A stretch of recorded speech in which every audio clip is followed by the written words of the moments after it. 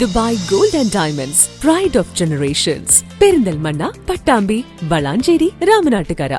പുരോഗമന കലാസാഹിത്യവേദിയുടെ ആഭിമുഖ്യത്തിൽ ദാമോദര പണിക്കർ അനുസ്മരണവും സ്മൃതി പുരസ്കാര സമർപ്പണവും നടത്തി.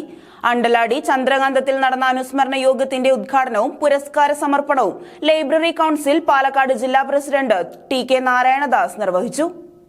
പുരോഗമന കലാസാഹിത്യവേദിയുടെ ആഭിമുഖ്യത്തിൽ അണ്ടലാടി ചന്ദ്രകാന്തത്തിൽ സംഘടിപ്പിച്ച ദാമോദര പണിക്കർ അനുസ്മരണ പരിപാടിയുടെ ഭാഗമായാണ് സ്മൃതി പുരസ്കാര സമർപ്പണം നടത്തിയത്. ജീവകാരുണ്യ പ്രവർത്തകൻ ടി. സത്യനാഥനാണ് പുരസ്കാരം സമർപ്പിച്ചത്. അനുസ്മരണ യോഗം ഉദ്ഘാടനം ചെയ്ത ലൈബ്രറി കൗൺസിൽ പാലക്കാട് ജില്ലാ പ്രസിഡന്റ് ടി.കെ. നാരായണദാസ് പുരസ്കാര സമർപ്പണവും നടത്തി. മികച്ച നടിക്കുള്ള ഈ വർഷത്തെ സംസ്ഥാന ചലച്ചിത്ര അവാർഡ് നേടിയ ബീന ആർ. ചന്ദ്രനെ ചടങ്ങിൽ അനുമോദിച്ചു. പുക്കാസ പ്രസിഡന്റ് കെ.എം. വാസുദേവൻ ചടങ്ങിൽ അധ്യക്ഷത വഹിച്ചു.